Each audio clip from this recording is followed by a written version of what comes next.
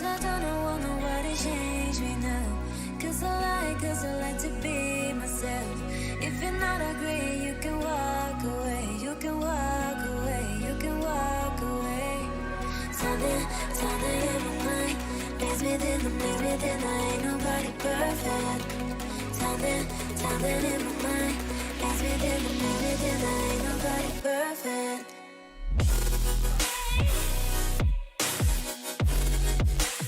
Ain't nobody perfect. Ain't nobody perfect. Ain't nobody perfect. Ain't nobody perfect.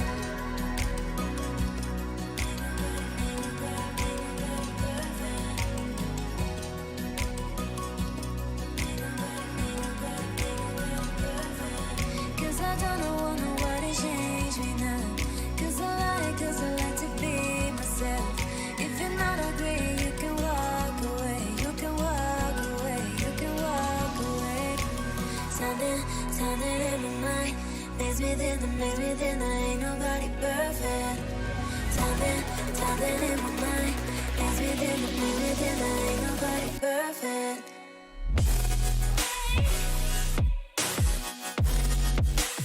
Ain't nobody perfect. Ain't nobody perfect. Ain't nobody perfect. Ain't nobody perfect.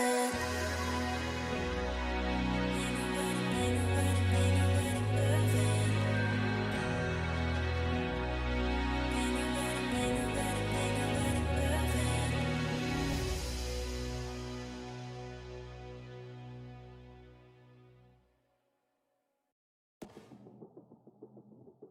I don't wanna sit here while you fall apart. Even though you told me to get back your heart, I still spin inside your orbit. Yeah. You say that I should probably start to walk away. I'm hoping that you stop and make me have to stay. Cause I'm floating in your orbit. Yeah, I'm stuck in your space. Just my luck, put me away. You understand? There's nothing left to say. Pull me back, take my hand, call my name. You understand? I wanna stay. Cause I don't wanna walk away. Cause I don't wanna walk away.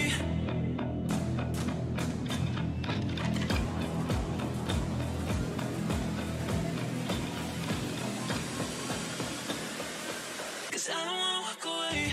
Yeah, I'm stuck in your space. Just my luck, put me away. You understand? There's nothing left to say. Hold me back, take my hand. I wanna leave. You understand? I wanna stay. Cause I don't wanna walk away. I wanna see you while you fall apart. Even though you told me to get back your heart, still spinning inside your orbit. I should probably start to walk away. I'm hoping that you stop and make me have to stay. Cause I'm floating in your orbit.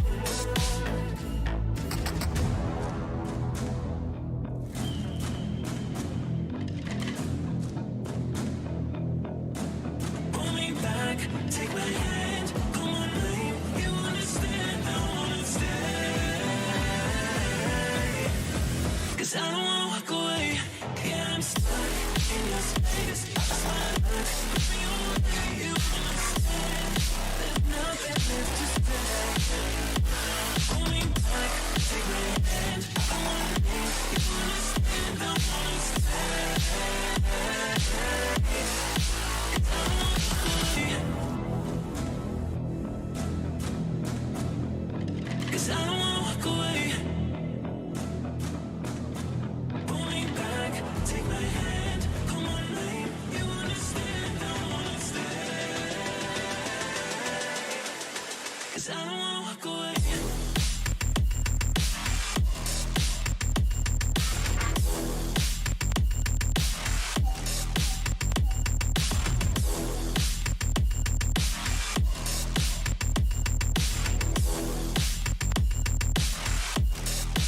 'cause I don't wanna walk away.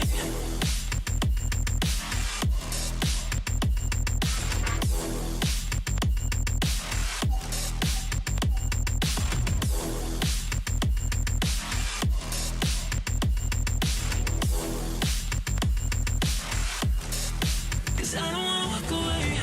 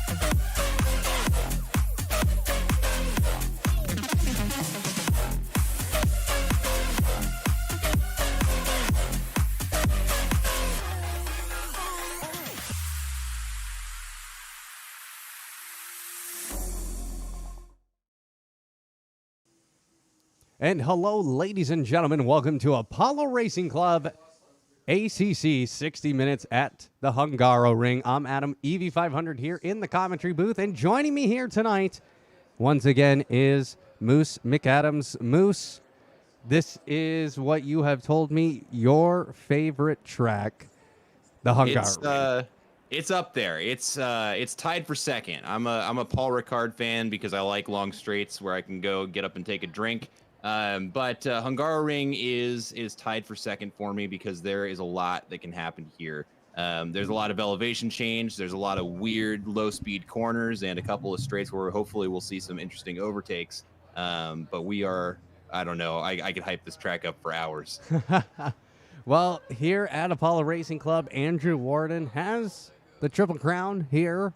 Or the hat trick, won 3 races in a row here at Apollo Racing Club, doing a great job. And let's take a look at the ACC standings here at Apollo Racing Club. In first place is Andrew Warden, winning 3 races. Excuse me, he got second place in the Nürburgring. In round 3, he has currently 175 points. Tommy Kogan in second place with 114 points.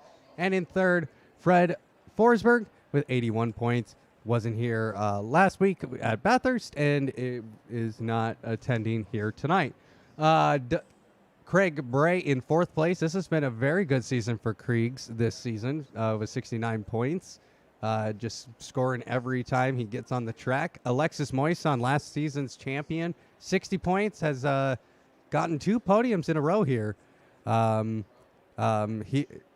But has not shown up for 2 weeks. He is not here tonight. I do not see him on the lineup. Moose, what do you think of the current top 5?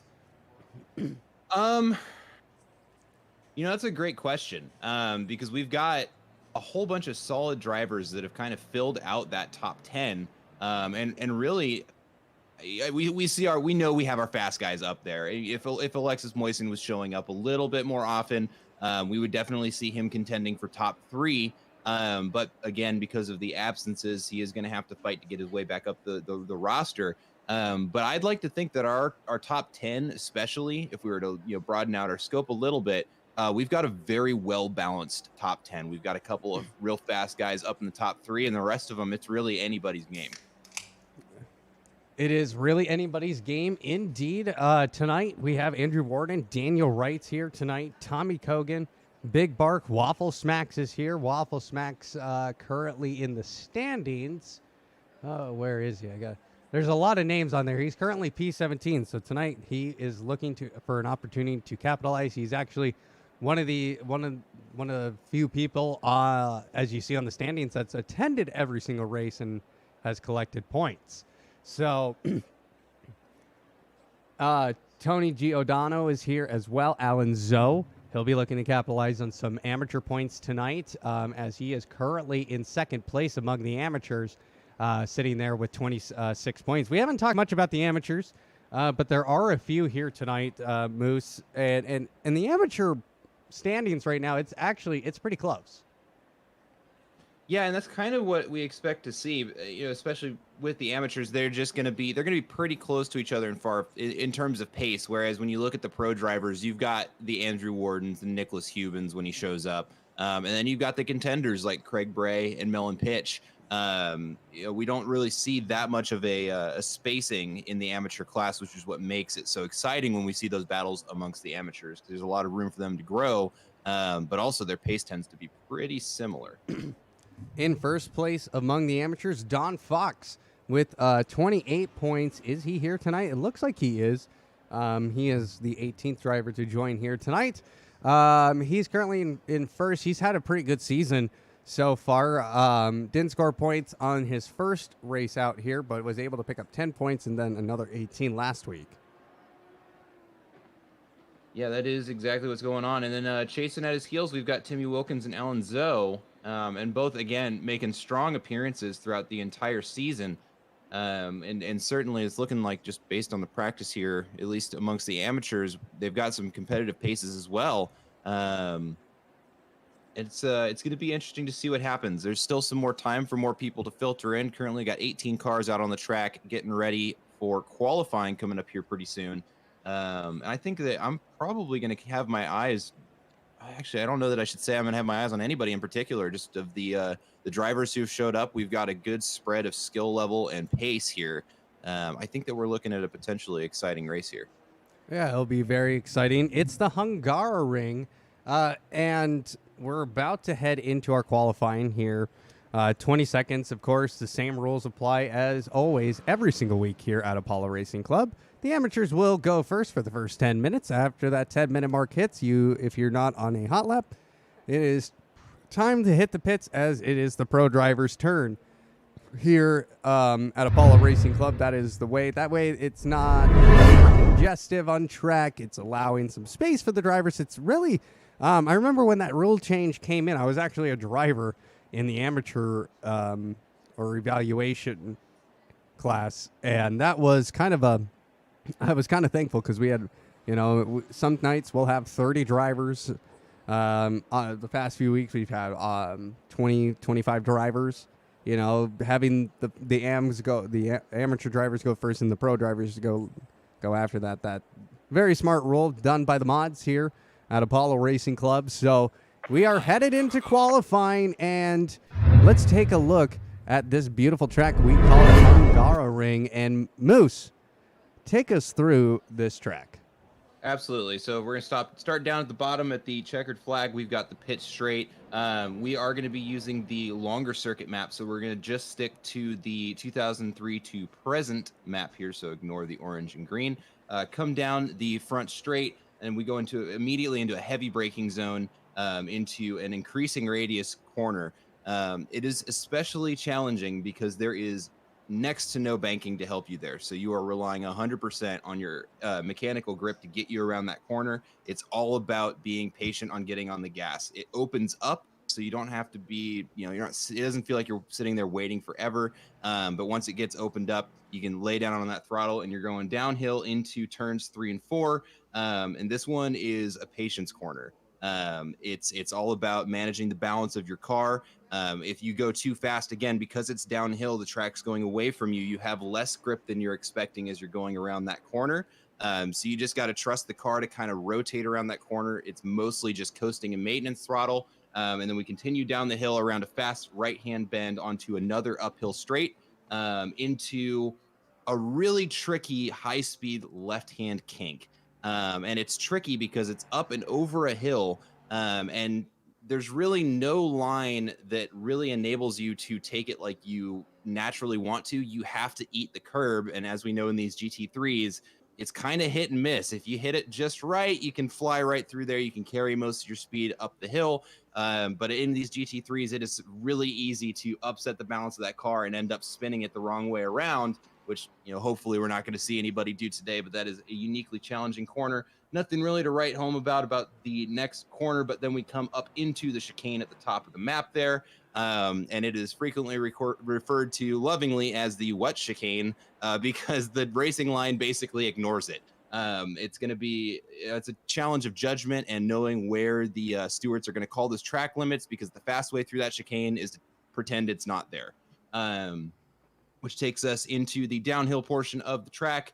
Lot of sweeping mid-speed corners. Not really a lot as far as technical difficulty, but just a lot of trusting the car, relying on that aerodynamic assistance to get the car through there. And then now over at the 3 o'clock portion of the map, we have a long downhill straight into a heavy braking zone, into a tight right-hand 90-degree corner. Not a lot to say there, but the little, well, it's not a hairpin, but the longer loop there before the final corner is uphill. But it's a tricky uphill. The camber is tilted away from you. So if you are turning left, the left side of the track is higher than the right. So you actually lose a little bit of grip going around there, which can be tricky. But it's not as important as a corner as the final one, because the final corner does open up into the final straight. So really, drivers focusing on lining up their exit more than worrying about how they're taking the corner itself, so that they can get a good run down the final straight, and that's going to end our lap. Well, we are going to head right into qualifying as we have Thornton. He is the first man out on track. He is about to wrap up his hot lap here as he comes into the last few turns here, as Moose was saying. Yep, and right now, the only thing he should be going through his mind is, I just got to make sure I get a good exit here so we can run down the straight. Yep, it takes that just about perfectly. You want to get those tires out on the AstroTurf there, and he did that just about perfectly as he's coming down the pit straight now, and he's going to be approaching that braking zone. Hard on the brakes right here, and just kiss the apex as it opens up. Hard on the throttle. Yeah, he took that just about perfectly. That's what we like to see here. All right, let's head over to now Timmy. Well, Timmy Wilkins comes across the line here with a 149.104. Sorry, I had to run. Had to let my kitty cat out. Yeah, no worries. For about that while you were talking there. So let's see here. Who else is out there? Alfonso is out there. He is coming down into... I got to remember where I'm at. We're about to have C. Stevens cross the start-finish line right there, and he is going to secure 6th place for himself. Is this his first race? I don't recognize that name, and he's got the provisional license. Okay, this is his first race. Very cool. Putting in a 148.2, that looks like. No, 48.4. 140, yeah. Yeah, he's going to be wanting to improve that just a little bit, but looking at the rest of the AM field, not necessarily in a bad spot. Well, yeah, considering... looks like the AM's only separated by a 10th here, like of a second. Mostly, yeah. Yeah. So here comes Alex Alfonso coming up into the last turn here, turn 16. Does it quite nicely. Moose, obviously, these AM drivers trying to prove what they have to make sure that they collect enough points to get into the pro division here at Apollo Racing Club, and it looks like Alex Alfonso's lap was invalidated here. So let's head on over to Don Fox, who came across the line. He goes fastest amongst the amateurs with a 146.002. Let's head on over to Alan Zoe, who is in the way of Don Fox. Thornton is looking to make some headway, currently P3 amongst the amateurs. He's currently 6/10 up on his lap, and early into the lap, I'm certain. Oh, it's kind of leaking away. He got a little loose on the back there, coming through turns 3 and 4 there, and it did hurt his ability to accelerate coming up this hill. It's a pretty important corner to get right. Let's see if he's able to hang on to that. But who's on a flyer is actually C. Stevens in the Lamborghini. Our new driver here is coming around the final corner, almost a second up on his previous lap. Now 8/10 as he comes around the final corner, runs it a little bit wide. Ooh, that's going to be close to being invalid there. Let's see if his time updates. It did not. Yeah, he ran a little too wide there, but now he knows that he's got the pace. He just has to link it all up in a valid lap, and he's actually going to be sitting pretty good up there. I think he'd be displacing Cookie there for 4th place.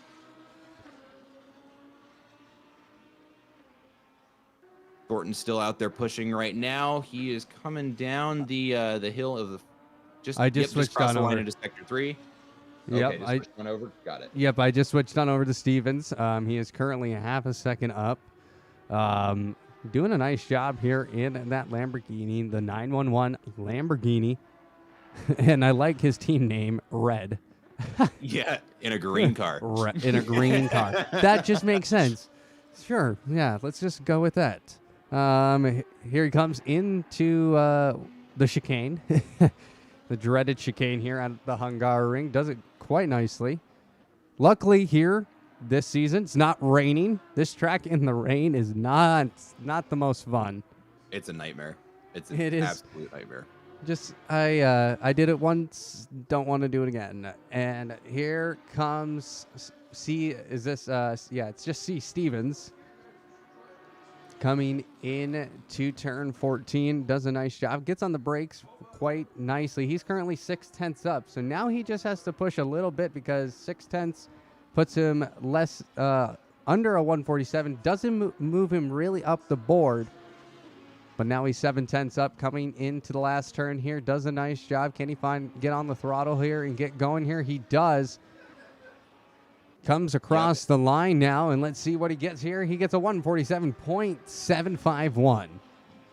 Off by just 500ths, but I noticed something. He did take that last corner a little bit reserved. I think he was a little nervous about running wide there at that final corner again and invalidating another good lap. So he did back off just a little bit. He's got some more potential. I think if he gets out there, he's got another minute and 20 to get out and cross that start-finish line. So maybe his qualifying's done. But if he's able to get out there again, I bet you he's got just enough pace to eke himself up into 6th place. Roadside Cookie coming across the line. He lost a second on that lap, so he did not improve. Let's head on over to Alex Alfonso once again. Actually, let's head over to Alan Zoe. Now with the rear axle squad Porsche. Now coming through the final turn, he's going to go ahead and get on that gas. The Porsche here could be pretty good. Yeah, the Porsche is very strong here because it has a unique ability to be able to rotate in mid-speed corners, and that's most of what this track is comprised of. So this is a good track for the Porsche, especially with some of the recent BOP changes, giving it a little bit more top speed due to some aero changes in the car. Could be a good day to be driving a Porsche. Timmy Wilkins gaining a 10th on his personal fastest. He goes with a 148.402. Let's head on over to Alex Alfonso, who took the lead here in qualifying for the amateurs with a 145.867. So let's see how many guys are on their last 5 laps. Looks like Cookie is on a lap. And Brandon Gobes. The Tim Wilkins, yes, Timmy Wilkins was actually able to. Hold on one second. Take over, Moose. I'm on Tim Wilkins. You got it. So yeah, Timmy Wilkins currently 4/10 up on his lap. He is going around the. Okay, I see where he is on the track now. All right, so he's getting ready to approach the chicane. Just a little. Okay, so Thornton just put it into the pits. He was out on a hot lap. Roadside Cookie still holding on to his. Wilkins going through the chicane right now, hanging on to that 4/10 lead on his previous lap. It looks like it's bleeding away a little bit right now. But he is, now he's back into the black. He's neither up nor down, and he doesn't have a lot of track to be able to get that rectified. And he's not going to have another opportunity during this qualifying session because the pros have made their way out onto the track. So he needs to set this lap and get off of the track so that he does not pick up any penalties. He's got just 3 corners to go, only 0.2 of a second up on his previous lap, which is not going to be enough for a positional improvement. So he's going to have to pull off some magic here in these final 2 corners. He's getting ready to approach the final corner, and he's just going to have to just coast it around. Little bit of throttle to maintain it. Now get hard on the gas and get a good run down the straight. Let's see that time improve. And he does improve on his time, but it is not going to be enough because he is going to finish this in 8th place with a lap time of 148.0. And the pros are getting ready to start their hot laps. Looks like the charge is going to be led off by Andrew Warden. Probably for the best. And he's starting his lap right now. And he is going to show us how it is done here at Hungaroring in that Honda. And if you look behind him, we can basically say a teammate of his is in the Honda behind him as well. So the Honda's working together here. 7 minutes, 50 seconds to go in qualifying. So Andrew Warden's going to have to make this lap count for everything. He is a very fast man here, but who knows? Who knows who can challenge him? I know he is a man who has been able to lap an entire field on this track. So let's see what happens here. He's currently 0.3 up on his delta. That's already a scary thought. Now he's a half a second up, and that's Moose. That is to already know that he's already half a second up on his delta. Yeah. Although I don't want to go back in the replay and go look because it's qualifying, but I think he ran a little bit wide there, coming around that long uphill right-hander. He might have invalidated his lap there, so I'll be curious to see if when he gets across the start-finish line, if we see a valid lap out of him or if it's going to be Tommy Kogan, his teammate behind him, who, as far as I can tell, is still on a valid lap. But something to note about these two Hondas, and with these two drivers, maybe it doesn't matter very much, but this is one of the tracks that the Honda struggles at, just because there isn't enough room for it really to take advantage of its turbos. It does suffer from turbo lag here.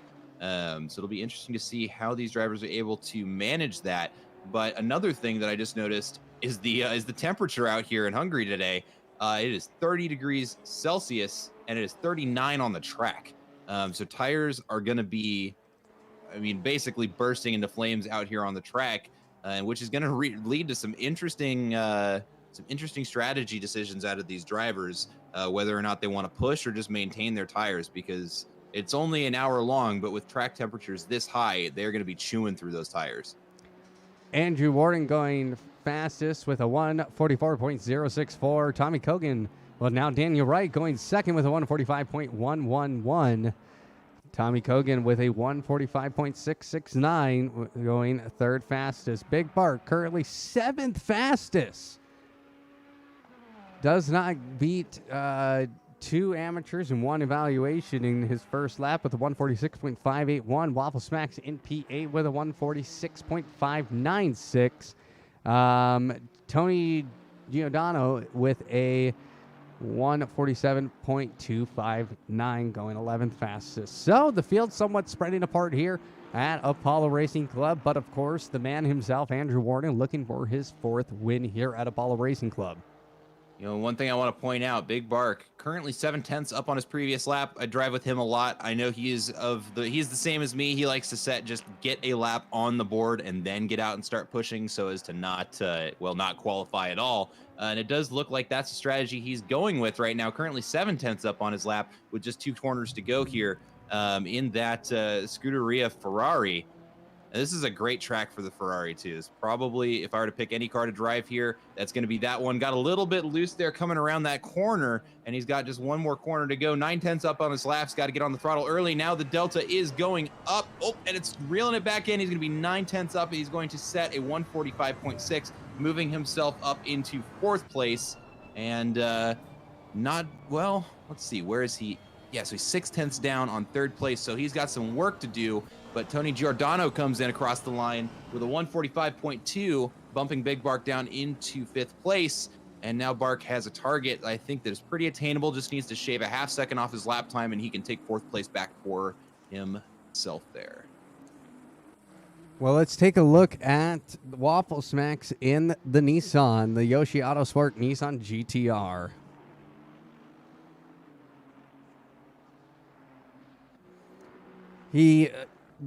What do you think of the Nissan here? I don't know that I have any opinion of the Nissan here, just because I haven't driven the Nissan here. But if I could say anything about the Nissan, it's just a well-rounded car. It doesn't really excel at anything. There are a couple of tracks that it does kind of run away with, but we're not talking about the Mercedes 2020 Evo, where it just kind of doesn't matter where it's at, it's good. This is a good middling car. We can't forget about the 2013 Bathurst. Okay. That's true. That's okay. true. Okay. We can't forget about that. All right. Say what you must about the Nissan, but the Nissan's all right. Okay. But no, I'm not knocking it. I'm pulling your leg here, Moose. I'm pulling your leg. We've been doing this for a couple weeks too long, it feels like. I'm kidding. But Waffle Smacks in 10th place, looking to improve on his time. He's currently 0.3 up on his fastest time, which is a 146.050. As he comes through turn 16, he is going to come across the line now and go 7th fastest with a 145.759. And a reminder to everybody who's watching, Waffle Smacks took 4th last week at Bathurst. So definitely know he is going to be looking for some improvement on that pace and have another chance maybe at sneaking out the podium. We did watch him for a fair amount of time at Bathurst because he was playing the strategy game and actually had a podium position for a good chunk of the race, but just got beat in pit stops.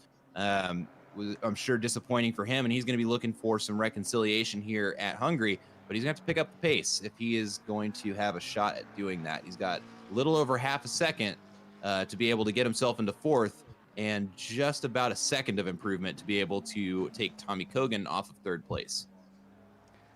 Iceton going 6th fastest here. We haven't said his name in the top 10 in quite a while, it feels like. 145.465. He is looking pretty fast here with a minute and a half here in qualifying. Let's take a look over at Craig Bray. He went 7th fastest in the Honda with a 145.513. Big Bark currently now 5th fastest.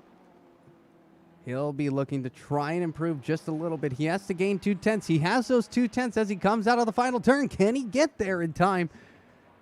He crosses the line. He does gain the position and gets 4th fastest with a 145.174. Yeah, he is. Yeah, Tony Giordano is going to be unhappy about that. He's called his qualifying over. He is in the pits, and Big Bark staying out there just long enough to be able to get that position. I'm sure he's going to be feeling real happy with himself when they get out on the start grid, and he is going to be a row up. Waffle Smacks going 6th fastest now with a 145.306. He'll be happy about that because he pushed Iceton down into 7th and Craig Bray into 8th. Ooh. And now Craig Bray responds. Well, excuse me, but he responds with a 145.144, going 4th fastest and pushing Big Bark back down into 5th, who is on his final lap here. He needs to gain a 10th, at least a 10th to get back 4th. Yeah, because Craig beats him by just 3/100ths of a second. That is very close. And does he have time to get out? He's not checker flagged. I think he has time to do another lap, so he may be able to improve. But yeah, the pressure's now on Big Bark to try and get that extra 10th out to make sure that he's able to secure it. Currently, he has exactly that. He's 0.2 up. So if he's able to link all of this together and hang on to that lead, he might be able to pull it off. But something may not be aware of is Craig is currently 0.3 up on his previous best lap. And that is more or less extinguishing Big Bark's chances at getting 4th place as he's getting ready to round the final corner and is now down on his delta and is not going to be able to improve enough in order to secure that position. Kriegs can now take a sigh of relief. It looks like he's going to continue to push, but I think that he just secured himself 4th place there in the final hour. Well, if he was getting 0.3 up on his lap, and it looks like it's no longer happening as his delta goes into the negatives. But if that was 0.3 up, we were talking maybe P3 for Kriegs. Yeah, he almost had it. It'll be interesting to see if he's able to call that pace back into the car when it's race time, because that is going to be really where it all matters. Now, Iceton currently a 10th up. Can he find a way to make up a position? He does. He does. He goes 7th fastest with a 145.258.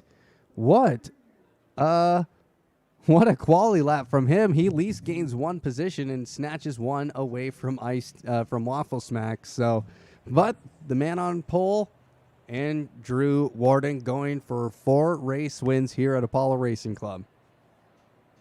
Yeah, and I'm glad that I was right, and the times just disappeared from us now. But from third all the way down to eighth place, there was less than a tenth difference between the deltas of all of those drivers. So we are going to have some competition out here. Now, there's certainly something to be said that that may have just been qualifying luck. It could have been the car setup. Maybe they're just better when there's not a lot of fuel in the car. There's a lot of variables that these drivers are going to have to be thinking about now that they're setting their cars up for a 1-hour race. But if qualifying is any indication of what their pace is going to be like out during a race, and usually it is, we're going to have a really tight race on our hands. Yes, especially amongst the midfield. Wouldn't surprise me if we see this man right here, Andrew Borden, just take off with us and check out. He was a second, basically, up in qualifying. Yeah, well, Daniel Wright was only 0.2 behind him. So, he may have some competition from the McLaren, who is currently in second place. We might have an opportunity for, Worden to have to sweat a little bit.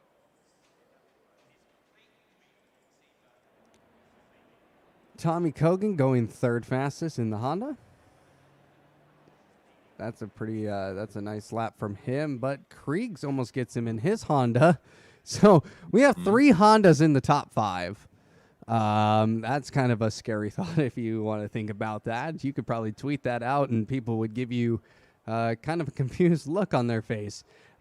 Big Bark also in the Ferrari getting into the top 5 as well, but the Aston Martin of Tony Giordano in the Aston Martin going 6th, and then the McLaren of Iceton in 7th. Waffle Smacks doing a great job in that Nissan, getting P8, but at least causing a little bit of a ruckus in qualifying with that awesome quali lap, putting him up 5th fastest. But then Craig Bray and Big Bark and Tony Giordano just had to spoil the party for him. Saavedra here in the Bentley. The only Bentley on the grid all season. He is currently in the top 10. That's great to see, especially here at the Hungaroring. Yeah, and actually something I just noticed. It looks like Saavedra, who was, I believe, provisional license at Bathurst, has been promoted up into the pro class, unless I'm mistaken. Yep. I'm pretty sure, yeah. So big congrats to him. Congratulations to him, indeed.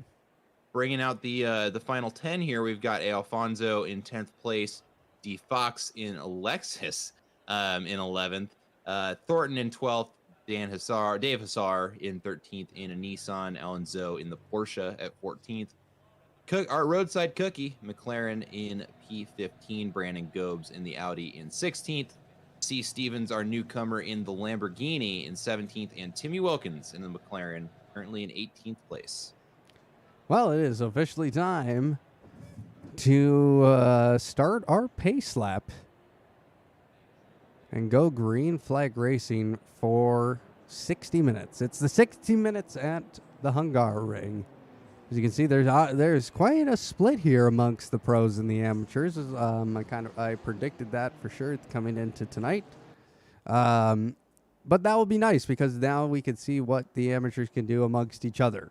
A lot of times we don't get to see what happens because they're always, they're fighting with some pros, which is always good to see, and they're also having to get out of the way for faster traffic. So. Yeah, in a shorter track like Hungaroring, especially once we get past like the 20 to 30 minute mark, we probably will see some back markers coming into play for the faster drivers, especially our top 3 right now.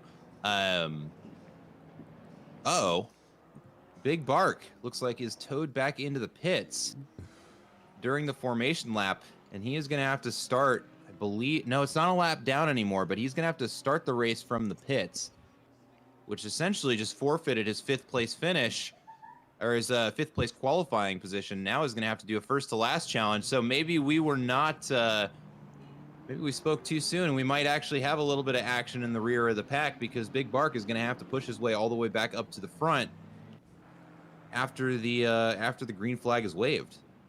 And it's not like, an open wheel car is starting in the pits, which just goes right out. It takes a little bit of time to get the GT3 out of the pits. So it's not obviously just a go situation. We will figure out, hopefully, in time what happened to Big Bark. It looks like Big Bark has, yep, he is still in the pits. So let's see what happens with him. Well, But his Andrew, controls are locked until the green flag is waved, so he will be sitting there until after the race has started.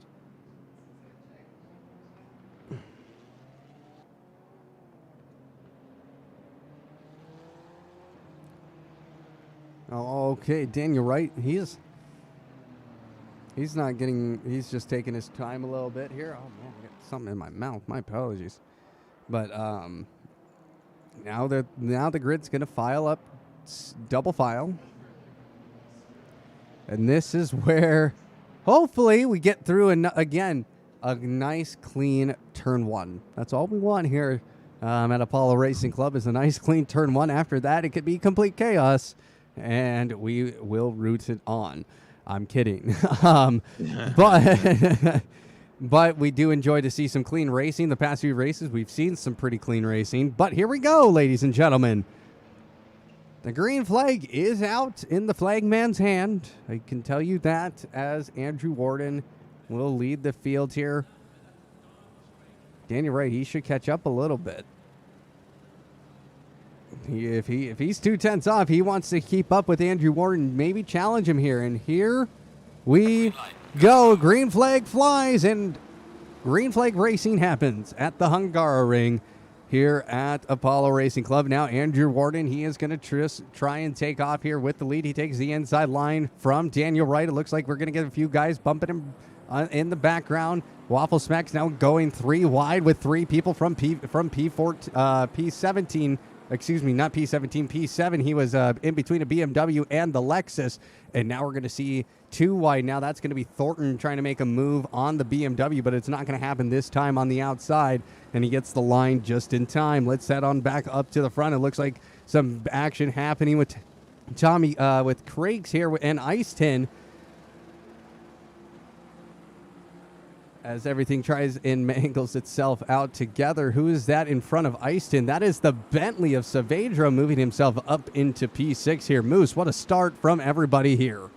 Yeah, no, it's certainly a lot to be said. A lot has happened just in this short amount of time. But, I got to give, hats off to all the drivers. We actually made it through the first couple of corners with, I think, no contact between anybody. There were certainly some close calls, but everybody kept it nice and clean. Hopefully that sets the mood for what the rest of the race is going to look like, as we are now having our race leader, Andrew Warden, is getting ready to cross into the 3rd sector. Just a couple more corners to go until our first lap of Hungaroring is over. They are starting to pull a little bit of a gap between them and the cars behind, but back behind, we've got nothing but action right now. A battle for 6th place, a little bit of a transforming up behind our Saavedra there in that Bentley. Got about 5 other cars that are going to want to take that position.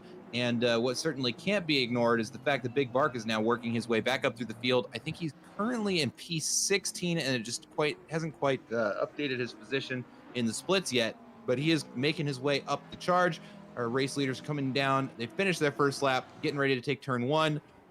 And the field is actually already starting to space out a fair amount. But this battle for 6th, I think, is where we're going to want to have our attention here for a little bit, as we watch the Lexus runs out a little bit wide on the outside there and is able to get back on the track without causing any drama. And that actually allows Saavedra to run away a little bit, because the other cars that were following him had to back off to avoid any collision there. But the race continues on as they come down the hill, and they're going to go over this fast left-hand corner and carry as much momentum up this hill as they can. And then they get to the weird kink where it's all about trusting the car to get over that corner. We're going to see how everybody takes it, because you can either gain or lose a lot of time going to that corner. It looks like everybody's able to manage it fairly well. Nobody runs off wide into the runoff area there, which would invalidate their lap, maybe pick up a penalty. And now they're making their way up towards the chicane. Let's head on over to this battle for 4th that's actually steaming up, because it's Tony Giordano who is looking at Tommy Kogan as well for 3rd. He's keeping pretty good pace here. He's only 7/10 behind the man, so... Yeah, and they're keeping, I don't know if this is intentional or if, what's going on. It is early enough in the race. These drivers might just be thinking, you know what, we're going to just keep the car going for a little bit before we get too aggressive. But, they're leaving a pretty healthy gap to one another. And I don't know if that's a respect thing or, just a strategic decision they're making.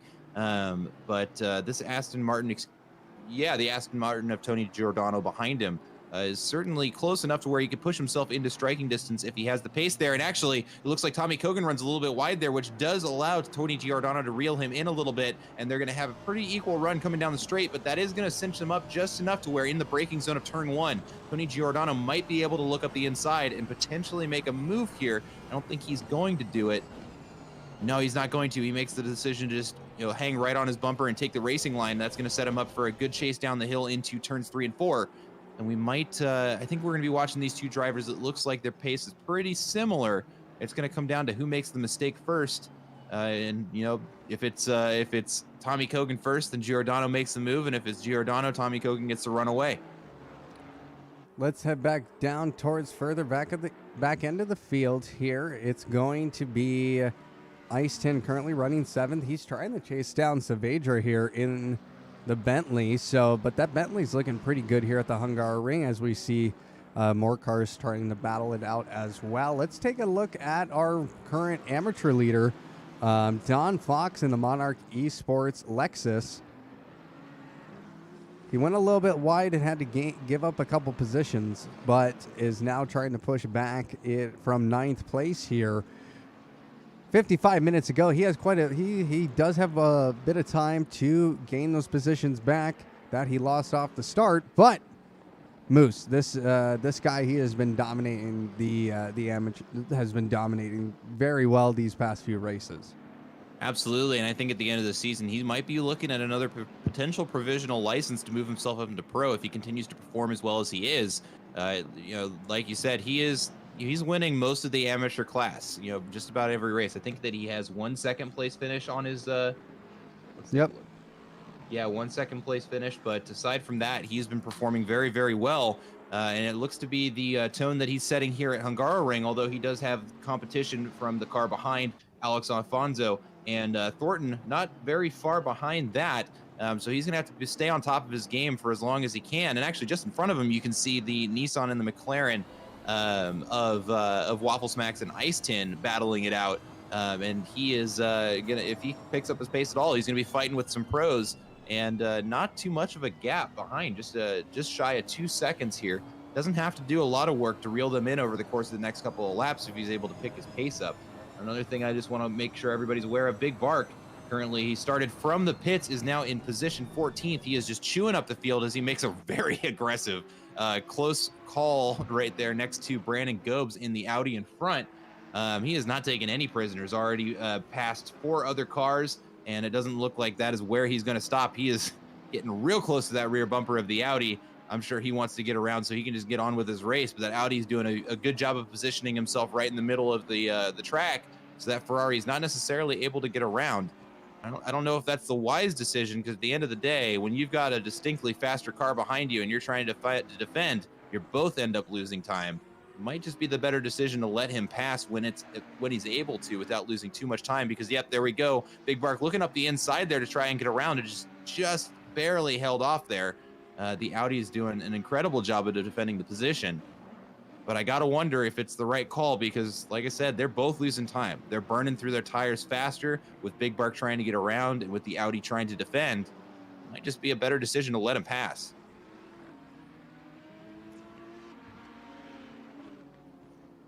Coming down the final corner right now, he's going to have a chance to run down the straight, and this is where the Ferrari is going to be able to stretch his legs. If he gets a good run, the Ferrari does have a better straight line potential than the Audi, and he's going to have the draft to pull off of the Audi.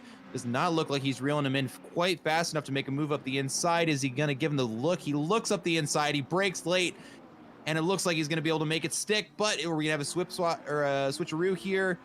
Oh, no, the Audi is going to keep fighting for the position now. They are wheel to wheel as far as their distance laterally goes, and it looks like Big Bark is going to put himself right in the middle of the road and force the Audi to take the outside corner. He's going to hang on to the inside, which is the better line to take. The Audi is going to be forced to run way outside, and Big Bark is going to be able to secure that position, I think, pretty securely now. With the faster pace, he's going to be able to start running around. He can start tracking down the car of Dave Hassar, who's now in front of him. That was an interesting battle there to watch. Looking around the field, there's plenty other battles to watch right now. It looks like the battle for 6th is still going on between R. Saavedra and Ice Tin, with just a half second between their cars, and Waffle Smacks just behind Ice Tin. want to go take a look over there, we've got quite the battle evolving over there as well. Looking over at I'm on Savage right now. Yeah, these guys, they're pretty equal pace right now. Currently, both cars behind Savage, that's Ice Tin and Waffle Smack, so McLaren and Nissan. Half a second, just a second separates these cars. Well, and that second isn't necessarily, you know, there's a lot of things that play into that. A second between all three cars, I mean, that is very close racing. You know, at any point, one could be just a little slow in a corner, and they're looking at getting overtaken. So the pressure is certainly going to be on these cars to be performing at the top of their game, because they don't have any time to slouch here. One messed corner is going to be a lost position for these guys. So really, this is going to be if they're able to keep this this lineup for the entire race, honestly, not a single driver should feel bad about that, but everybody here is going to be wanting to overtake here. And we almost had an overtake attempt there. The McLaren brakes late, almost runs into the back of the Bentley and runs wide, which allows the Nissan to catch up to the McLaren behind. And the Bentley is now just kind of in a position to run away from this and let the other two cars behind him battle it out. If you're our Saavedra right now, you just need to focus on running your race as fast as you can and without making any mistakes, because right now the pressure is on the other two cars behind him to try and get around one another and reel him back in, because right now he doesn't have to worry about defending. He's got enough distance behind him to where he can just focus on running his lap as fast as he can and let the other two drivers lose time trying to fight each other. Easton, he's defending very well here against that Nissan GTR of Waffle Smacks. Let's take a look. Let's go back to Big Bark, because Big Bark, he's moving up the field.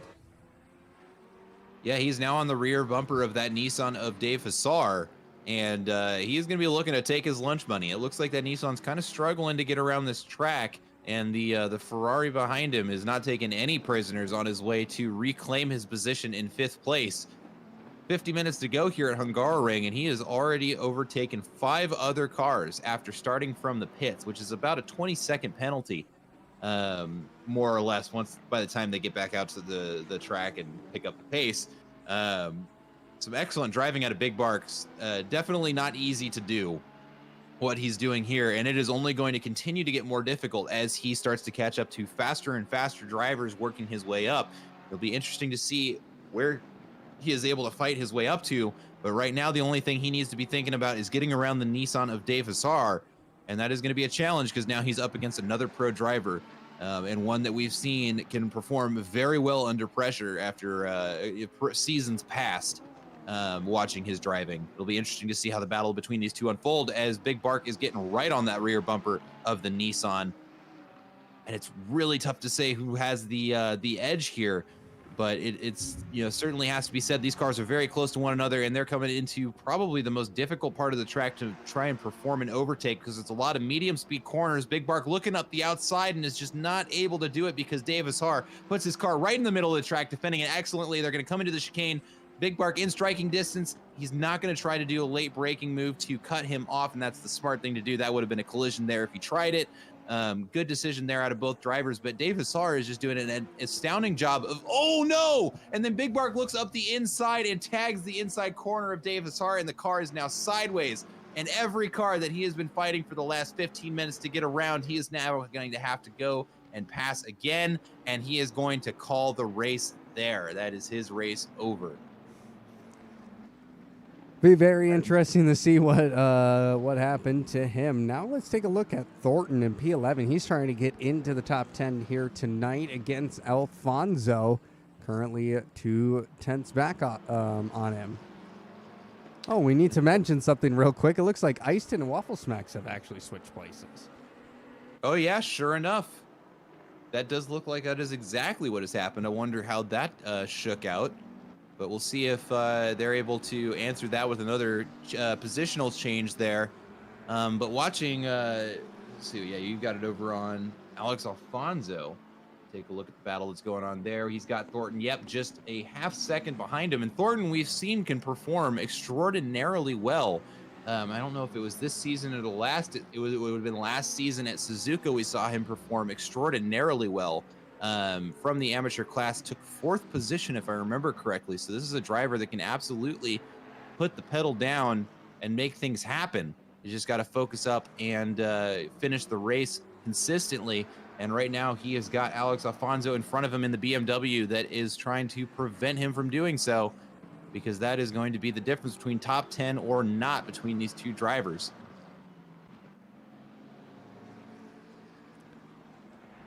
Thornton driving very well. It's been a while since we've seen him here at Apollo Racing Club, but it's great to see him back here this evening. Let's see here any other battles happening. Let's head back over to Tony Giordano, who is currently trying to get on the heels of Tommy Cogan here. Yeah, and Tommy Cogan not able to shake him either. They've been basically in this same position for the entire race since it started.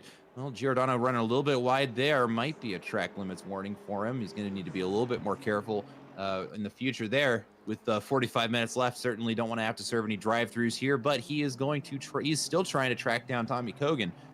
There's certainly something to be said that their qualifying pace was not this tight, but Giordano doing an excellent job of keeping up during the race. But he's going to have to do a little bit better if he's going to be able to get around Tommy Cogan, because right now he's not exactly putting a lot of pressure on Tommy Cogan, so he is just focusing on driving as fast as he can. If he's able to get a little bit closer, he might be able to slow Tommy Cogan down by making him think about driving defensively, and that might be all that Giordano needs to do in order to get in front of Tommy Cogan. But right now it looks like they are pretty well cemented in their position, because both drivers performing extremely well. But unfortunately for Giordano, at almost exactly the same pace. Let's head back to battle go back to our Saavedra. Yeah, that battle for 6th is still going on. We got those same 3 cars we've been watching for the majority of the race. It looks like Waffle Smacks and Ice Tin were able to reel back in Saavedra. Saavedra was not able to take that break and make a meaningful gap there. And now all of a sudden he's got 2 more cars back in his rear view mirror that he's going to have to be focusing about and worrying about defending. And it actually looks like the cars behind Alex Alfonso and Thornton in 10th and 11th are going to be joining this party pretty soon, unless this train out in front starts to pick up the pace. And this is what we like to see here at Apollo Racing Club. Let's take a look. Well, I was going to say take a look at our leader, but let's see what happens here as we come into the last turn here with this Bentley and Nissan battle. Ooh, looks like Waffle Smacks trying to look up the inside. Yeah, looking up the inside, and the Bentley just put himself in exactly the right place on the track to where the Nissan's not able to make that inside line work. Some excellent defensive driving out of the Bentley there. And we got an interesting line there out of the Bentley. He's going to hang it on the inside and then make the Nissan try and get on the outside. It's not going to work well for the Nissan. The Bentley is going to be able to get himself back out in front. But now they're bumper to bumper. I don't know if the Bentley was trying to break the draft there on the straight, but it's going to be an interesting decision as they come into corners 2 and 3. He still has the inside line and is going to force the Nissan to take the outside, which is slower, and he's going to be able to hang on to that position as they come up the hill into the left-hand kink. That was honestly some outstanding defensive driving from the Bentley there. Just had the car in exactly the right places at exactly the right times to force that Nissan to take slower lines going around these corners and basically forcing him to be unable to make any passes happen. As we're saying that, a drive-through penalty has been handed out to the car of Thornton, who's currently fighting for 10th position, and he's going to have to serve a drive-through because he cut the track too many times. That is an unfortunate penalty to pick up, as he's going to have some work to do in order to catch back up to the pack. Taking a look at our leader, Andrew Warden, currently a 3-second gap on Daniel Wright. So that 2/10 that Daniel Wright had in qualifying, potentially, he's not able to find it just yet here and dropping back pretty quickly, while slowly here, but able to somewhat be within a margin here of a pit strat working here. Pit window should be opening up here momentarily. Each driver has to make at least 1 pit stop. A pit stop and a tire change, I think, is what is required. So we're going to be seeing at least, a minimum of 30 seconds for each of these drivers, potentially longer if they decide to repair damage that they may have picked up during the race. But hold on a second. Where did Saavedra go? Saavedra in the pits right now, as is Thornton. Why is Saavedra in the pits? Let me take a look at the car. Oh my lord, that car is absolutely Ooh. busted up. Not sure what happened there, but a massive hit to the front of that Bentley. And he's going to have some damage to repair here. Not sure what happened. I guess we looked away at exactly the wrong time, but that is going to be a monumental impact on his race. And unfortunate, for sure. But that is going to be 6th place for Waffle Smacks, who's now going to have to focus on defending Ice Tin. And Don with Fox. and Don Fox, the amateur, nipping at their heels here. Wow, that is an interesting change of events. I did not expect that. Not sure what happened. I'm gonna, while you're watching everybody else, I'm gonna hop back in the replay and see what happened to that Bentley. Yes, please do. Let's take a look here. Craig Bray starting to have a lonely race. He is watching this battle unfold in front of him for 3rd place. He'll enjoy this battle. So let's take a look. Big Bart currently in. Oh no, he's actually off. He's gone. Roadside Cookie trying to make ways. He is currently battling Alan Zoe for P11 in the and looks like 1, 2, 3, 4th out of the amateurs. Alan Zoe and the Porsche Roadside Cookie in the McLaren as they come to the final turn. Ooh. Okay, so just an update on what happened to Saavedra there. Coming around the 2nd to final corner, it looks like okay, so the Nissan had the inside line coming into the exit of that corner, and the Bentley was on the outside. And it looks like, unfortunately, Saavedra just was not paying enough attention to his rear view mirrors, and he turns across the Nissan and unfortunately gets the worst of the exchange. Just bounces off the Nissan right into the wall. And actually, wow, okay, so the BMW of Alex Alfonso actually spins his car trying to avoid a collision there and is forced to drive through the pit lane. And it looks like it also forced Thornton into the pit lane to serve that drive-through. So actually a lot happened from that that little collision there. Actually impacted 5 other drivers' races.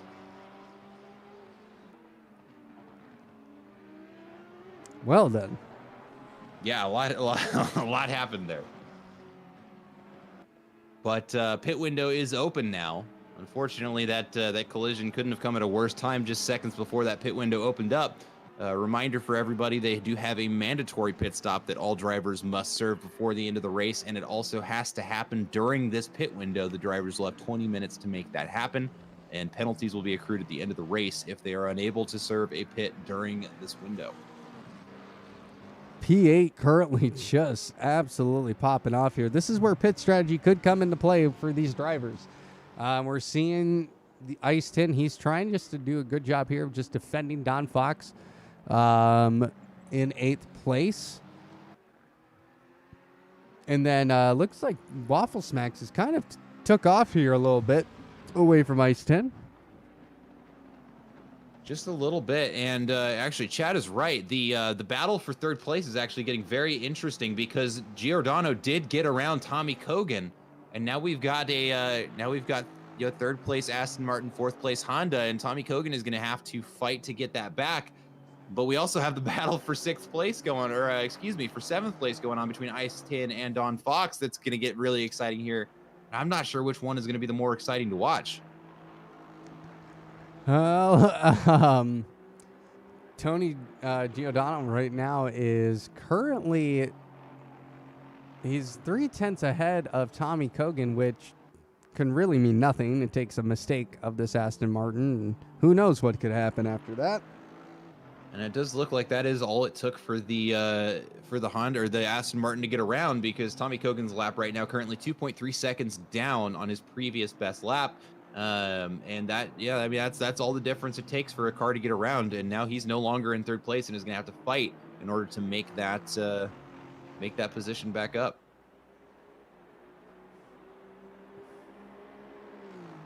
Head back to Ice Tin here. He is now defending very hard now into the final turn away from Don Fox. That Lexus is pretty fast here now. It's starting to pick up the pace. Yeah, indeed it is. both a testament to both drivers, honestly, because Don Fox putting up quite the fight here, but Ice Tin is able to defend it pretty well. And they're also reeling in the car. It's currently in 6th place with Waffle Smacks, that Nissan up in front for the OC Racing team. And they we may have another battle for 6th place here in a couple of laps, but right now, excuse me, I got the hiccups. Don Fox chasing down Ice Tin, and a remarkable performance out of Don Fox, our amateur driver, now not only in the top 10, but currently trying to take 7th place away from Ice Tin, who is certainly no slouch himself. It'll be interesting to see how these two drivers perform. It looks like a little bit of a gap is forming between the two of them. We'll be, watching to see if that gets any wider. I'm looking back over at Tony Giordano and Tommy Kogan right now, who are duking it out again, coming into the 3rd sector of this track. And neither one of these drivers seems to have a distinct advantage over the other. Once the Aston Martin of Tony Giordano was able to get around, he is not really pulling away from the McLaren, but the McLaren's not exactly, looking like he's going to easily take this position back either. And we might, unless it comes down to a battle of who has the better pit stop or who has the better or the fewer number of mistakes, I think that might be what determines the race between these two, because they have, as near as makes no difference, the exact same pace. The fastest lap out of Tony Giordano, a 145.1. Fastest lap out of Tommy Kogan, a 145.2. Just a 10th between these two drivers as they come down the first straight here. They are going to have some action into the first corner. Tommy Kogan looking up the inside, the Aston Martin taking the outside here. They're going to go into the braking zone, and it looks like the Aston Martin is able to brake just a little bit deeper than the McLaren is able to hang on to that position going through the first corner. Now they're going to be looking into turns 2 and 3, where really anything can happen, but I think the Aston Martin is high or far enough ahead, but the McLaren's going to brake late and is able to get back on that rear quarter panel of the Aston Martin, but is not able to make a pass happen because of the positioning of the Aston Martin. Now they're going to make their charge. Tommy Kogan runs way wide off of the track there, just pushed a little bit too hard. That is actually going to cost him time as they come up the hill into this big sweeping right-hand corner. And it looks like the McLaren actually, unfortunately, is going to fall behind there, but the Aston Martin kicks the back end out, and it gets a little bit loose, which just allows that McLaren to make a couple of inches up on him. And now coming through the chicane there, big cut out of the Aston Martin there. McLaren's going to filter in behind him. And right, just as soon as I was saying, there's not that much of a gap between them, they are right back again, bumper to bumper, coming through these big mid-speed corners. If they get any closer than that, it's going to start getting dangerous because it's going to affect the aerodynamics of the car. But these two drivers just fighting it out, and it's every time one gets an advantage, the other one, one makes a mistake, and then the other one gets really close again. These two drivers, they're so evenly matched. It really could go either way between either one of them. It really could. Here we come into the final turn. Tommy Kogan trying to just find a way past this Aston Martin, but this Aston Martin's making himself very big on track.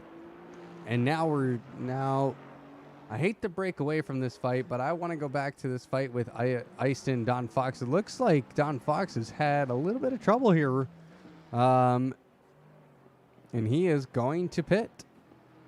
Yep, he's going to go potentially for the undercut here against the McLaren. That may have been a smart decision. He was trying to fight with Ice Tin, and if Ice Tin's holding him back, it might be the better decision to dive into the pits, get some fresh rubber on the car, and get out there and start pushing in some open air rather than continuing to fight the same guy that you've been stuck behind for 5-10 laps. Maybe not the wrong decision out of the amateur driver there. We'll see how it shakes out for him once he gets back out on the track, and we'll see what his pace looks like. But just in front of Ice Tin, actually, the battle between that is blue flag traffic there. I thought that we might have a battle for position there, but that is C. Stevens, our new racer here in the Lamborghini there. That looks like Waffle Smacks is just trying to get around safely there. We actually have a battle for 10th now. Looks like it's unfolding between Brandon Gobes and Alan Zoe as they come up the hill now. And a little bit of a gap is forming between them. It was less than 2/10 just a little bit ago, maybe just an aggressive braking strategy out of one of the two cars. But it looks like the Porsche wanted to look up the inside and is not able to make it happen. Misses the braking spot and runs wide out onto that corner, and that is going to let the Audi create a little bit of space between the two of them. And that Porsche is going to have to fight extra hard to make that extra time back up that they just lost from missing a braking zone. But as we were talking, about earlier, the Porsche should be particularly strong here, and it's going to be interesting to see if he is able to catch up to that Audi, which just has probably the best aero package out of any of the GT3 cars in this game right now. And in these mid-speed corners can just take advantage of it, whereas the Porsche is known to be a little bit of a dangerous car if you start pushing too hard, because it really likes to rotate with that engine hanging over the back axle. And yeah, it looks like these two are just going to kind of duke it out over this position for a little while, neither one of them having a clear advantage. Very similar to our fight for third position between Tony Giordano and Tommy Kogan, which is looking exactly the same as it did when we were watching a lap ago, where these two drivers just have very similar pace, and it's really just a battle to see who makes the smaller number of mistakes. Well, we're seeing Brandon Gobes head into the pits now. Let's take a look over at the battle for, let's see here. Is there any battles now happening? Probably not now that we're in the pit window, except for third place.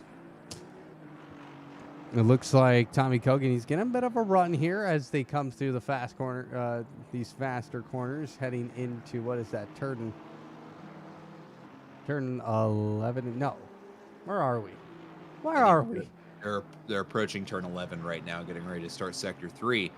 But something that Giordano is going to have to start thinking about. Oh, and it looks like actually the McLaren's going to look up the inside, maybe make him think a little bit, but does not make a move happen there. Maybe just trying to get inside of Giordano's head, make him start to maybe force the mistake by getting overly defensive when he sees a car look up the inside. Giordano runs very wide there, but I think that is an intentional decision made by him there. He is going to dive into the pits, and as I was getting ready to say, Giordano is going to start worrying about catching up to blue flag traffic. Right now the field is staggered because some people have served their pit stops, some people have not.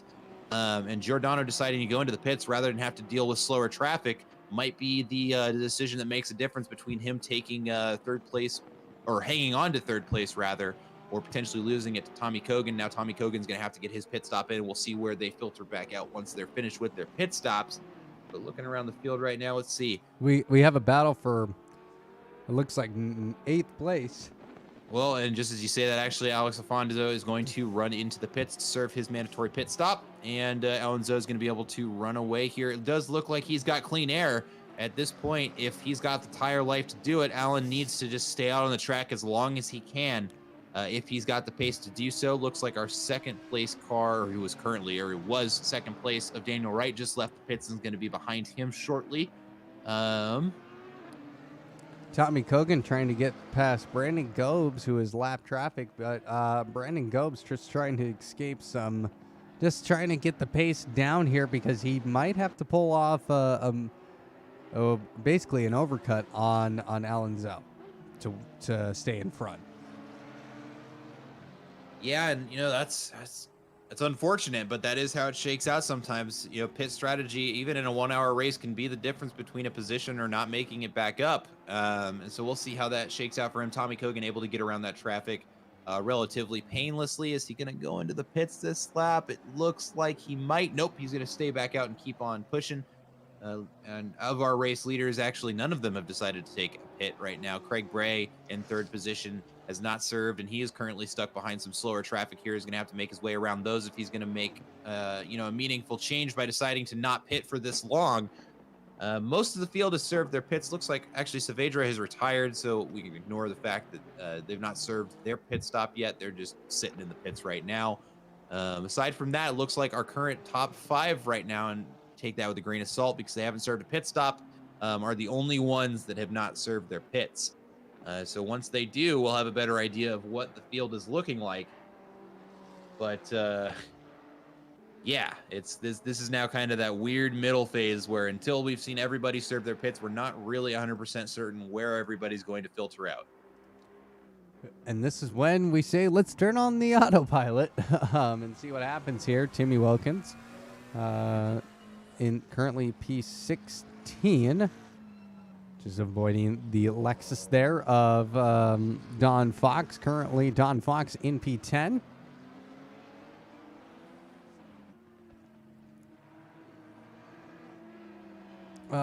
Daniel Wright, he is currently in P6. So this will be interesting to see what happens here, because I think Tommy Kogan's actually trying to go for a cheeky strategy.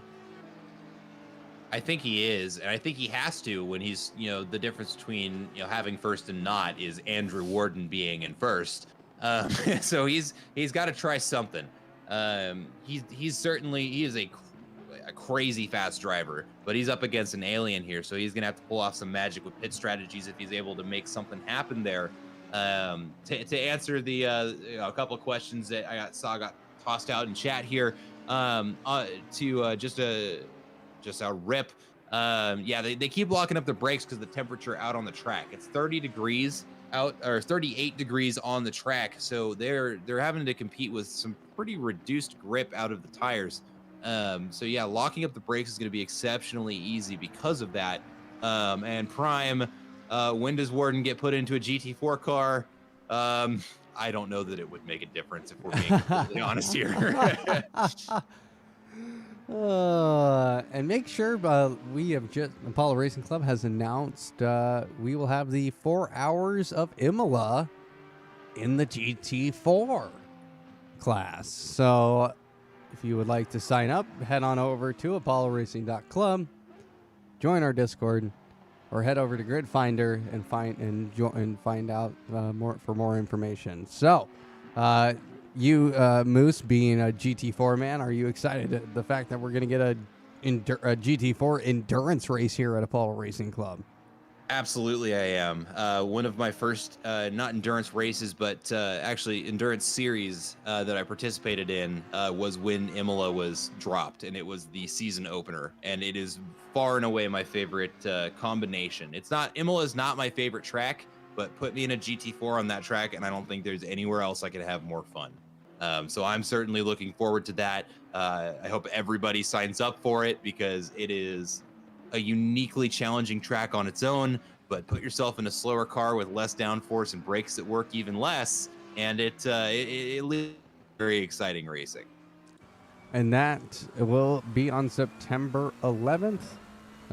Like I said, head on over to gridfinder.com for more information under the Apollo Racing Club tab, or if you would like to sign up today, head over to apolloracing.club, fill out the form, and join us in our Discord. So, looking at the field now, Daniel Wright, he's making his way up. Now we're seeing Andrew Warden coming out of the pits. I'm going to have to stop the autopilot here because now we're going to see some guys starting to filter out. Andrew Warden's already done with his pit stop. And Daniel Wright, he is going to come out and not in front of him, sadly, but is able to get what he thinks the job done in terms of his pit stop. Kami Kogan currently in P4. It looks like Dave Hassar has pit.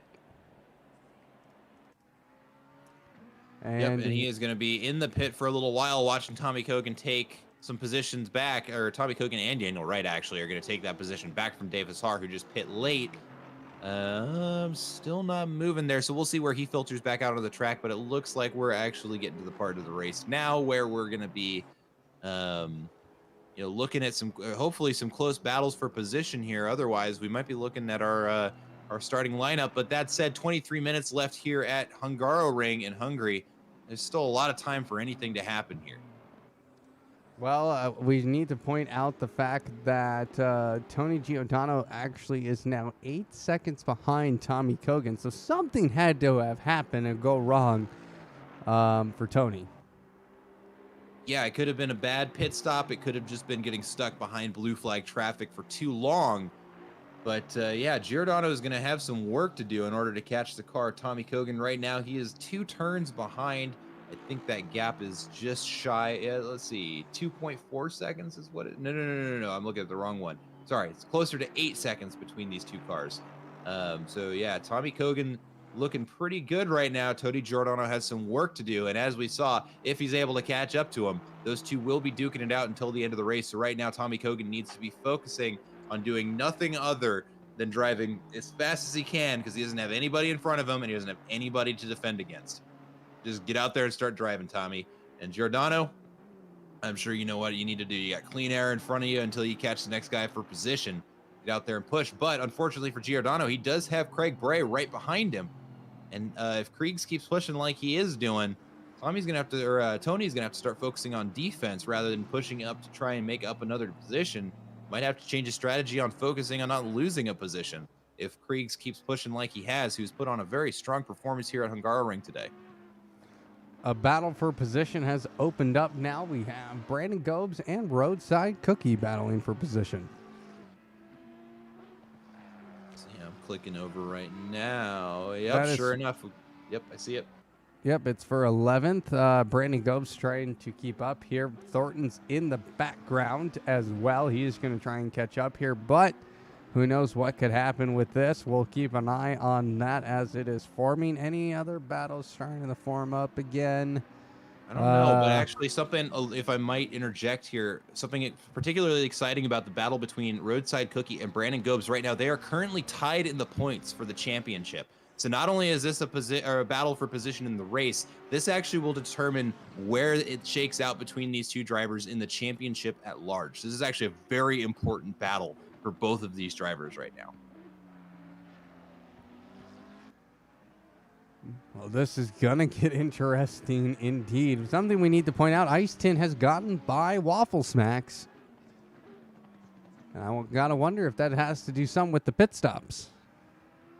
It almost certainly did. Like we were saying, you know, we saw Ice Tin dive in a little bit before Waffle Smacks when they were catching up to the blue flag traffic. And that may have actually been the correct decision. But right now, actually, we got a yellow flag. Car number 7, Brandon Gobes, has spun it around after turn 4. And that is going to let Roadside Cookie take the position.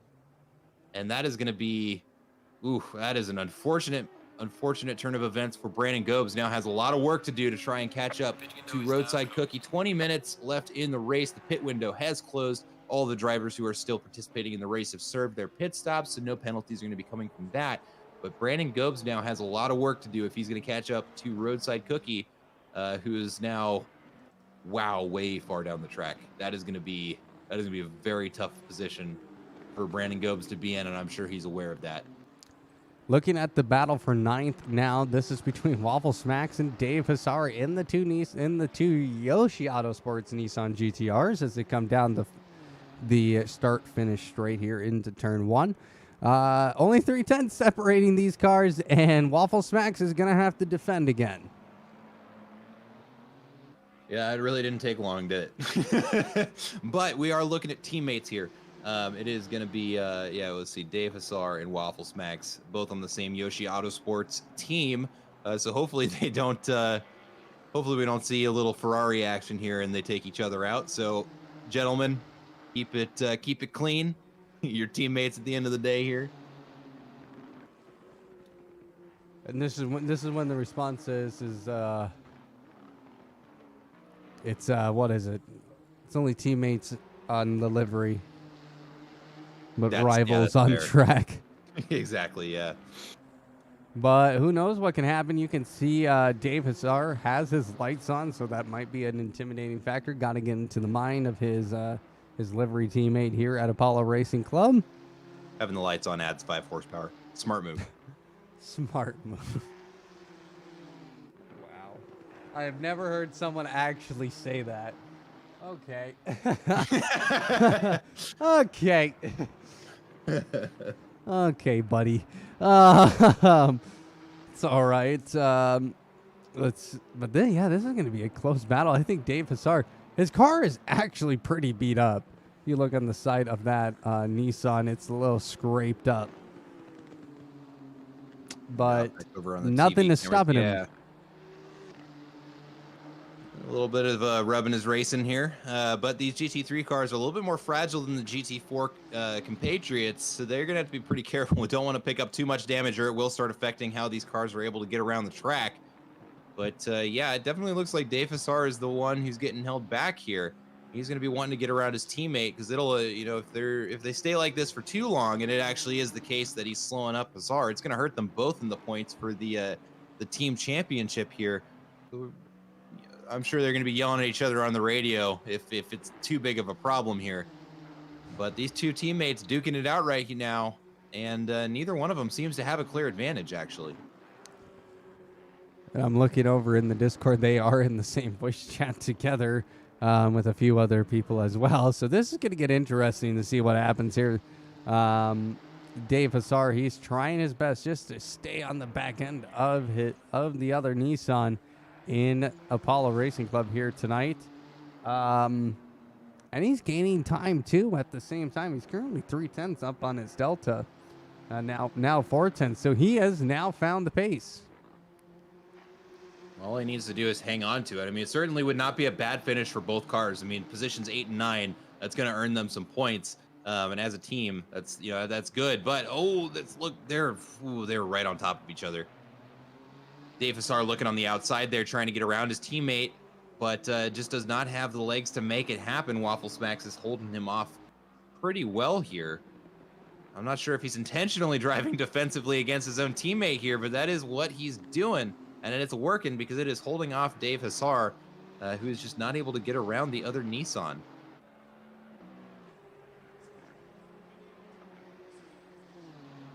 Looking around the track, I think this is the only real battle for position that we've got on our hands right now. It does look like Tony Giordano is fighting with Craig Bray, but there's a 1.5 gap there. Looking around, car 188, that's not a battle for position. Looking at Ice Tin again, he's coming up on some traffic, it looks like, but he's starting to pick up some pace because at one point he was seeing Craig Bray, currently in P5, out his front window. Yeah, and he's going to have to, Craig Bray actually on quite the lap right now. He's 8/10 up on his Delta, and I don't know if that's just, something funny because of maybe he hasn't gotten a clean lap in since the pit stop, but certainly a good lap. And actually, no, I think that is just he has an incredible lap. What was a 1.5 lead for Tony Giordano is now less than a second because Kriegs is just on a charger up this track, has reeled him in less than a lap. And now Kriegs is going to be trying to overtake Tony Giordano, and Tony Giordano has now got to focus on defense rather than tracking down Tommy Kogan. And all of a sudden now, when we didn't really have any other battles, we now have a battle for 4th place between Craig Bray in the Honda and Tony Giordano in the Aston Martin coming into turn 1. Kriegs not quite close enough to make something happen, but now Giordano definitely knows that he's got a Honda behind him. He's got to focus on shifting his strategy from chasing down the car in front to making sure he doesn't get passed by the car behind.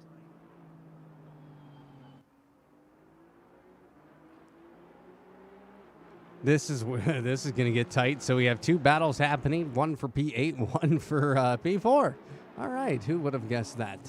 Well, and actually, that battle for P8 is actually about to turn into a battle for P7 as those Nissans are tracking down the Lexus of Don Fox, our amateur, currently in P7. And those 2 Nissan behind him are going to be wanting to displace that Lexus in front. Certainly don't want to get beaten by an amateur as a pro driver. But Don Fox putting on quite the performance here today. And if he's able to hang on to that position, he certainly has earned it. But looking at those 2, they are tracking him in. But the battle for Kriegs and Tony Giordano has not loosened up in the slightest, because they are still within a half second of one another for another lap. It looks like it's going to remain the same. Looks like the Honda takes the wide line there to try and get a better exit of the corner, and it works out just a little bit, reeling in an extra 10th as they come around this second to last corner. Kriegs keeping right on that rear bumper, probably lining up for a good run into the final corner. It looks up the inside. He did have the pace there to go faster, but Giordano's able to hold him off as they make a run down the straight. And I think that Giordano did an excellent job of defending that because he was able to prevent Kriegs from taking the faster line there. And that is, creates a little bit of gap between those 2 cars, and he's able to give himself a little bit of breathing room to that Honda behind.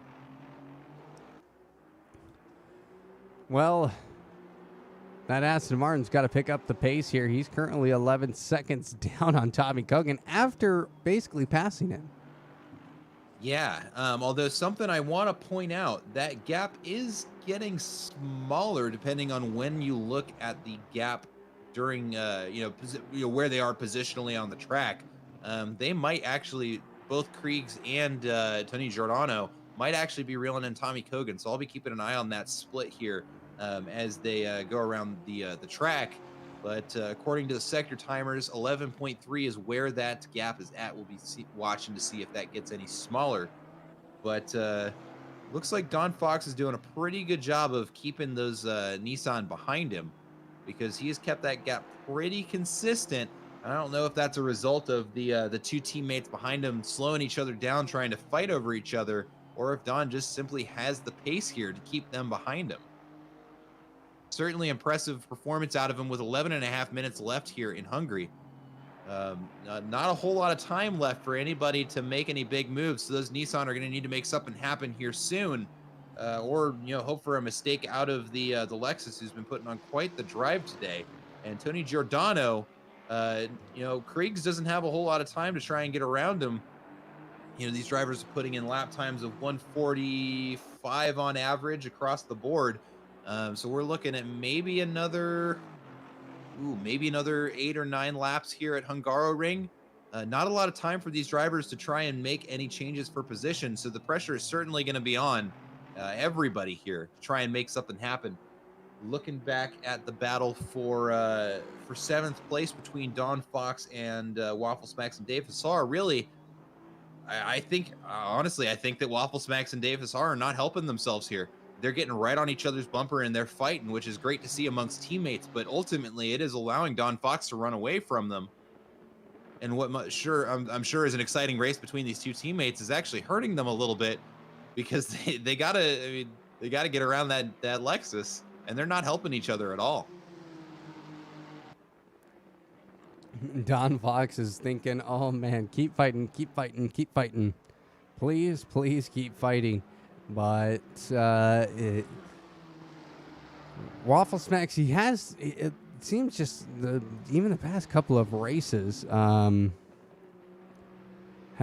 just has had a very cool head, especially when battling. He's been in a couple of these battles so far this season, so just seeing him just being able to keep a cool head here, he just needs to relax. Don Fox is now involved in this battle. Yeah, he is. No, that didn't take very long. He is officially in this battle, and now he is going to have to start defending against two Nissans who want his position. And something Don Fox needs to be very careful about. I'm not in their radio listening to the two Nissans here, but I'm sure they're running out of patience just after fighting over one another for this long. And now Don Fox, very involved in this battle. He's going to have to be very careful in his defense, because those Nissans are definitely going to be wanting to get around him here. But this does look like it was just a rough lap for Don Fox, currently a 2.5 seconds and growing down on his previous best lap. And he does not have the, you don't have very many more chances to have a rough lap like that. You're going to have to start pushing real hard here in that Lexus if you're going to hold off those Nissans. And actually, just in those 3 corners, he made a 3/10 improvement. So I think he's either listening to the stream or he's got some good intuition, because he's got to keep some space between him and those Nissans behind, because everybody here knows that they've only got 8.5 minutes left in this race, maybe another 6 or 7 laps here. You're not going to have a lot of more opportunities to make mistakes like that and be able to hold them off. But it looks like Don is already starting to take a defensive line here, running his car around the middle of the track, just in case those Nissans go for a dive here. He's putting his car in the right place to be able to prevent them from doing so.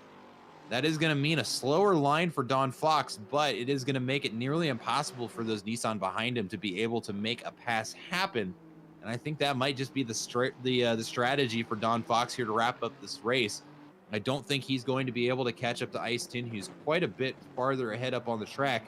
So right now, he needs to focus on finishing the race in the position that he's in, and taking these lines that he is taking is exactly what he needs to be able to do, or needs to be doing, in order to prevent Waffle Smacks and Dave Hassar from taking that position away from him. Now he is trying to drive away here. He's actually half a second in front of Waffle Smacks now. He was able to find a little bit more pace now.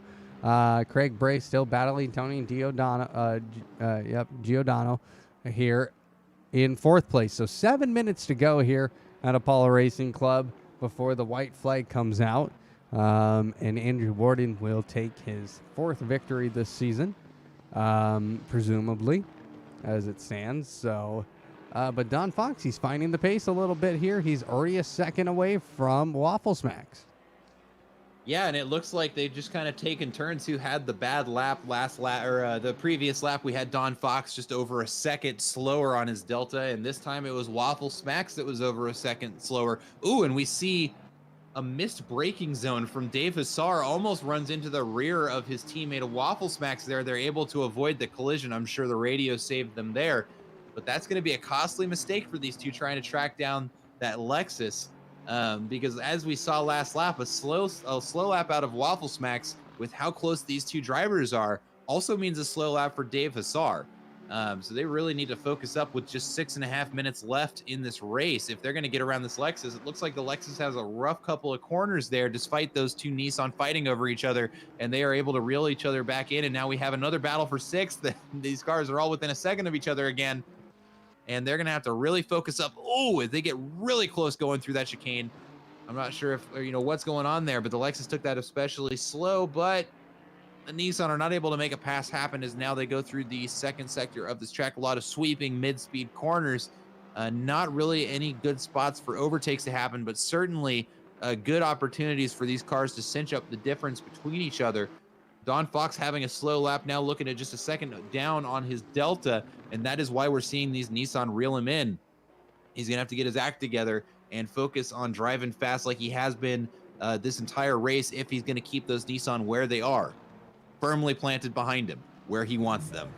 And they're taking the final corner now. This is where any overtakes are going to happen, are on this straight from a good run. And it looks like Don Fox actually has a great run down that straight, takes that line just about perfectly. But the problem is he's got a Nissan that's close enough to be able to get a little bit of a draft advantage coming down the straight. He's going to look up the inside. He's going to go for the late break. No, he is not. He's going to filter back in behind the Lexus, and he's going to go one by one through that corner rather than trying to force it too wide. The Nissan getting very close to each other again. But the gap between the lead Nissan and the Lexus not getting bigger. I don't think Don Fox is going to be in a position to shake these two off. Now he is going to be focusing on spending the remaining 5 minutes of this race just defending, as both of the Nissan, still bumper to bumper this entire time, which is impressive in and of itself. Don now has to, defend these two. I don't think he's going to be able to create another gap like he was able to earlier. And he's just going to have to focus on defending. But it looks like actually Alex Afonso is closing the gap to Dave Hassar, the Nissan that's currently in the back of this pack. And we may actually have a 4-car battle for 7th here soon, with 4 minutes left to go in this race.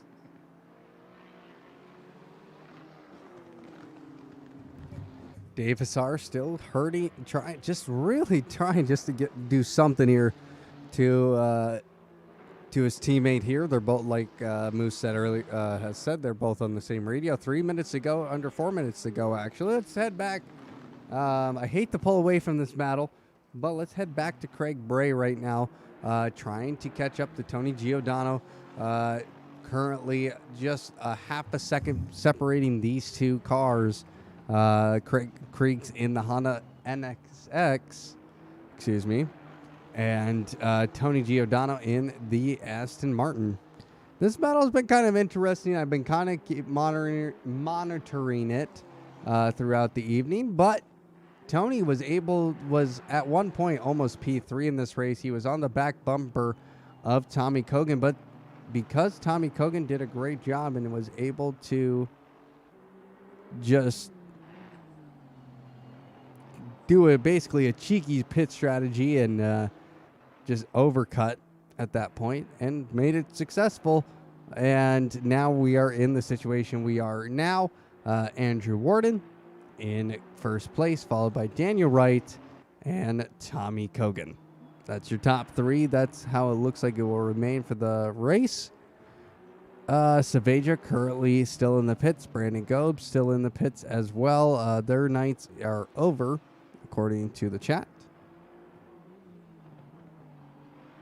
Yeah, and it was a big spin out of Brandon Gobes. It would have been difficult for him to have recovered meaningfully. Certainly understand the decision there. Unfortunate way to end the race, but that is going to be his race over. And we have this battle between Tony Giordano and Craig Bray to watch, as well as the battle between Don Fox, Waffle Smacks, and Dave Hassar. And, you know, maybe before the end of this race with 2 minutes left to go, maybe Alex Alfonso entering into the Hold mix. on. I hate to interrupt you, but we've just had a spinner that was Roadside Cookie. I hate to interrupt you, but I just switched to him, but he was off the track. He was into the wall hard, and he was tracking down Thornton. So we almost had another battle on our hands for 11th place. But let's head back over to the battle for 8th place right now between the two Nissans. Moose, take it away. Yeah, and we're coming down the pit straight, coming down into turn 1, and those Nissans still right on top of one another. And I got to be wondering what's going on in the comms. And actually, we're gonna have Dave look up the inside and is unable to make the turn happen. His teammate cuts him off there and is able to get him hang on to the position. Leader is currently on the final lap. Warden crossing the start-finish line, beginning the final stage of this race. And these Nissan really need to get on top of their game. Don Fox actually makes a massive mistake there, runs very wide going through turns 2 and 3. And allows the Nissan of Waffle Smacks to cinch up on him now, just less than half a second between these two cars.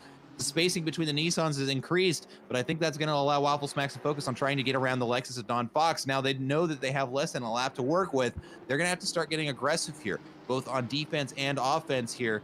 The Nissan's going to have to they're going to have to start taking some chances here. And the Lexus just needs to focus on being consistent right now and keeping his car in the way of those Nissan that are going to be trying to get around him. And it looks like actually Don Fox is doing an excellent job of defending right now, because he is forcing those Nissans back into one another, where they're going to basically be slowing each other down. And they do not have much time to make something happen here. Less than 30 seconds until the checker flag waves. I don't think they're going to have another lap to make something happen. These Nissan are too wide going into this third to last corner. It looks like the one on the inside is going to be able to hang on to it. Are we going to see a switcheroo here? No, we are not. They're able to stay in the position that they're in.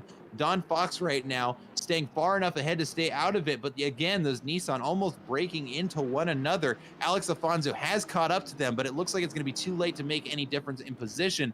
And I think that we are going to see this Lexus cross the start-finish line, but I think they have another lap, actually, because of where, yeah, they do. We got one more lap. Andrew Warden is going to cross the start-finish line. No surprises there, finishing up, leading this race. And now we have this final lap for the Lexus and these two Nissan, as well as Alex Alfonso, who has caught them just in time to maybe make a difference in position. If those Nissan keep getting on top of each other like they just were, we might see a collision between the two of them. They've certainly had enough close calls to run their luck out. Don Fox locks up the brakes a little bit and gets a little squirrely there, but he's created enough of a gap for himself to be able to afford a mistake like that, as he is charging up the hill. Is going to come into that fast right or left hand kink right there, avoids the curb, is going to keep it on the track without running wide. Well taken right there.